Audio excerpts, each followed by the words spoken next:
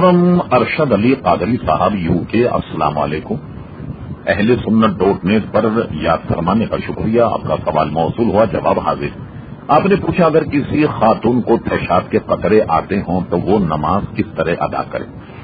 دیکھیے، اگرچہ عذر کی کئی قسمیں، اگر خاتون کو کبھی بھی قطرے رکتے نہیں اور مسلسل آتے تو ان کو چاہیے کہ جس طریقے سے عورتیں اپنی عوارض نسوانی جو ہیں ان میں کوئی جانگیا یا چڈی وغیرہ پہن کر کپڑا رکھتی، اسی طریقے سے تازہ وضو کرنے کے بعد ایک کپڑا رکھ لیا جائے اور کپڑا رکھنے کے بعد میں تازہ وضو کیا جائے اور وضو کرنے کے بعد میں اس وضو سے پوری ایک وقت کی نماز پڑھی جا سکتی۔